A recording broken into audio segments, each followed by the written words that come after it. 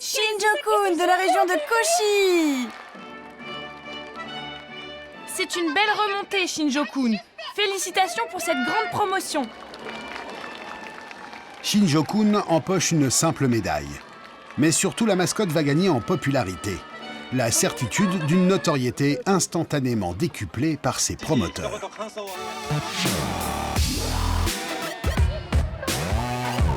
Matsuyama, dans le sud du pays. Pour les fans du genre, c'est le jour tant attendu. La finale du Grand Prix national des mascottes. Chaque année, 40 000 fans s'y donnent rendez-vous. La plupart ont la quarantaine. Ils ou elles viennent seuls, en couple ou accompagnés de leur famille, pour retrouver un petit goût de leur enfance et le faire partager. Jun Atano fait partie de ces obsédés des figures en peluche. Dès que j'aperçois une mascotte, je me précipite vers elle. Il a parcouru plus de 700 km rien que pour étreindre ces espèces de grands nounours en forme d'animaux, de fruits, de légumes ou de trucs plus ou moins identifiables. Est-ce que je peux prendre une photo de vous? Jun s'est lancé un défi. Photographier un maximum de mascottes pour alimenter son site internet.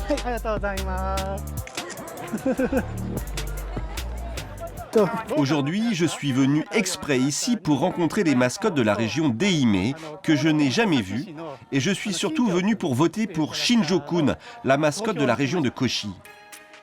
Shinjo-kun, la voici.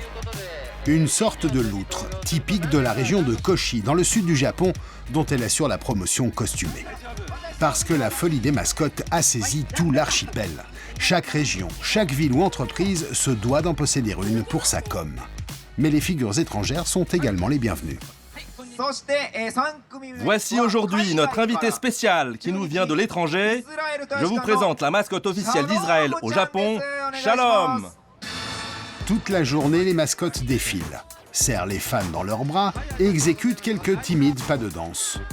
Interdiction absolue en revanche de prononcer le moindre son intelligible. Pour rester mignonnes, les mascottes sont priées de la boucler. Ce sont des personnages que l'on peut rencontrer réellement. C'est pour ça que je les aime.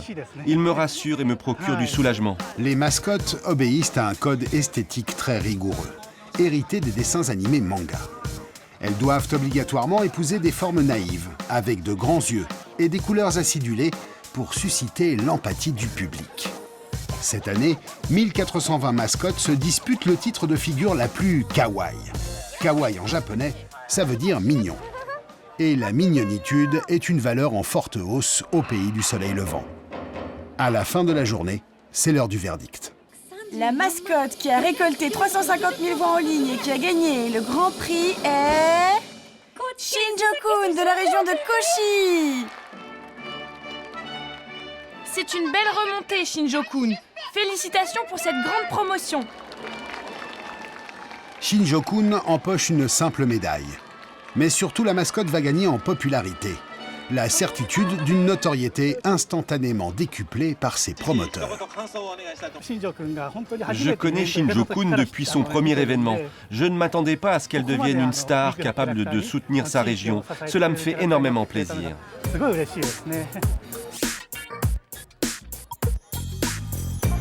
La plupart des mascottes japonaises sont fabriquées dans la région de Tokyo, la capitale, par des artisans spécialisés. Naonori Nimura est l'un des plus célèbres. Il a ouvert son atelier il y a plus de 20 ans. Aujourd'hui, il emploie une dizaine de personnes.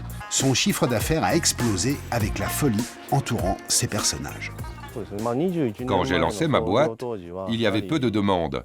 Mais aujourd'hui, on a 10 fois plus de commandes. Notre capacité de fabrication est limitée et on refuse beaucoup de clients depuis un certain temps. La génération qui a grandi avec les animations est devenue adulte.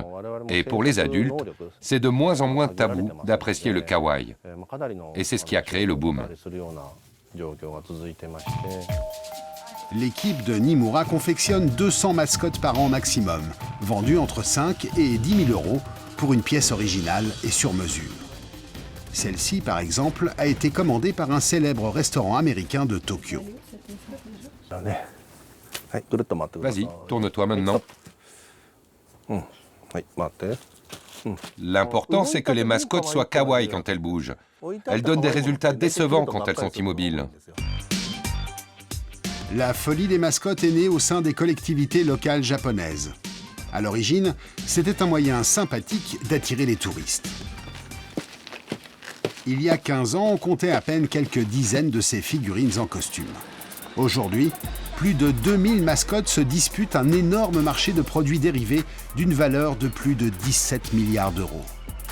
Une inflation qui commence même à inquiéter les autorités. La ville d'Osaka a été priée de faire le tri parmi ses 92 mascottes, histoire d'assainir ses finances. C'est vrai que certains fonctionnaires ont poussé le bouchon assez loin, comme à la prison d'Asaikawa, dont la mascotte de 2 mètres de haut est censée adoucir le séjour des détenus. À Funabashi, dans la grande banlieue de Tokyo, on est resté plus sobre, avec 2 mascottes seulement. Funemon, la plus récente, est une sorte de samouraï en forme de grand-mère, chargée de promouvoir les produits locaux. Elle a coûté 5 000 € à l'achat. Alors, combien tu rapportes avec tes produits dérivés?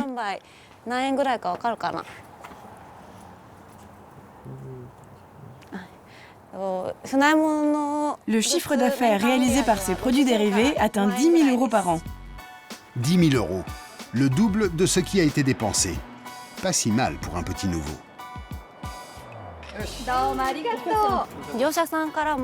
Et ce n'est pas tout. Les artisans locaux nous disent souvent que grâce à Funemon, leurs produits se vendent mieux et sont davantage connus. Mais c'est le prédécesseur de Funemon qui a cassé la baraque. Funashi représentait également la commune de Funabashi. Depuis, la mascotte de banlieue a atteint le stade de célébrité nationale. Funashi est l'un des rares personnages à posséder le don de la parole. Pour fêter le premier anniversaire de sa boutique à Tokyo, cette espèce de patate surexcitée a même donné une conférence de presse avec à ses côtés ses mascottes de compagnie. Vous vous attendiez à avoir autant de succès quand vous avez commencé votre carrière? Non, pas du tout. On me voyait comme un psychopathe au début. Je faisais peur aux gens quand j'agitais les mains vers les voitures dans la rue. Alors qu'il n'y avait même pas d'événement particulier. Le public est ensuite invité à admirer son idole. Aucun problème pour remplir la salle. Plus de 1000 fans s'y pressent en civil ou en costume. Allez, 1, 2, 3, Funashi! Allez-y, criez, appelez Funashi! Car au Japon, Funashi fait l'objet d'un culte pour le moins étrange. Pendant 30 minutes, la mascotte et ses doubles s'agitent sur scène. Pour le plus grand plaisir du public, presque exclusivement composé de femmes d'une quarantaine d'années. Quand on apprécie une vedette de la télé ou de cinéma, on peut se sentir parfois trahi quand on la voit sortir avec une fille. Mais avec les mascottes, il n'y a pas ce problème. Et chacun peut se créer son propre univers avec les personnages. Et maintenant, la réponse à la question que vous vous posez tous depuis le début de ce reportage. Mais qui donc supporte de revêtir ces déguisements ridicules plusieurs heures par jour? Nous avons retrouvé l'une de ces petites mains. Shunsuke Sagawa a 17 ans, il est lycéen et à ses heures perdues, aspirant mascotte. Il y a 3 mois, il a commencé un cours de danse pour figures costumées. Dans ce sac, j'ai mis une mascotte que j'ai fabriquée moi-même. Aujourd'hui, c'est vendredi. J'ai mon cours de danse. Je vais pouvoir l'enfiler. Chaque fin de semaine, il n'hésite pas à s'infliger 1h30 de transport pour se rendre dans cette école très spéciale.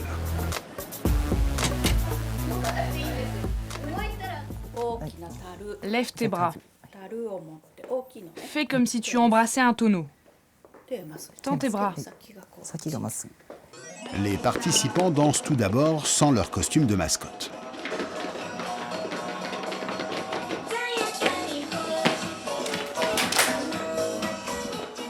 Quand on est habillé en mascotte, c'est difficile de danser, car la visibilité et les mouvements du corps sont réduits. Il faut donc tout apprendre par cœur. Dans la mascotte, on ne peut pas vraiment regarder de côté pour observer d'autres danseurs. Il faut tout mémoriser.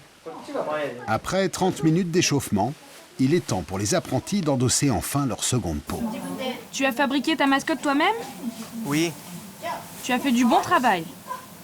C'est mignon, tu peux la porter ce soir. J'incarne une autre personne quand je suis en mascotte. Je suis dans un autre monde que celui dans lequel je vis d'habitude. Le personnage de Shunsuke est un drôle de lapin débraillé dans sa chemise à carreaux.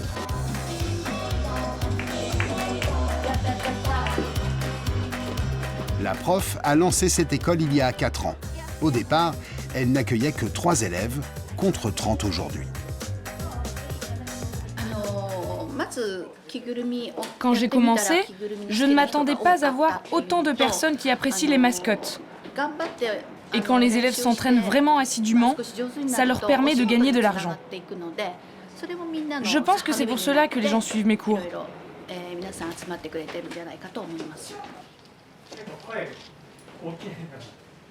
Je ne sais pas si je pourrais devenir danseur de mascotte professionnel, mais que ce soit pour le travail ou le plaisir, je veux continuer à m'entraîner. En attendant, Shunsuke s'est d'ores et déjà donné un objectif ambitieux. Participer en costume au prochain Grand Prix national des mascottes en 2017. On lui souhaite de tout cœur de posséder tout le kawaii, toute la mignonnerie requise.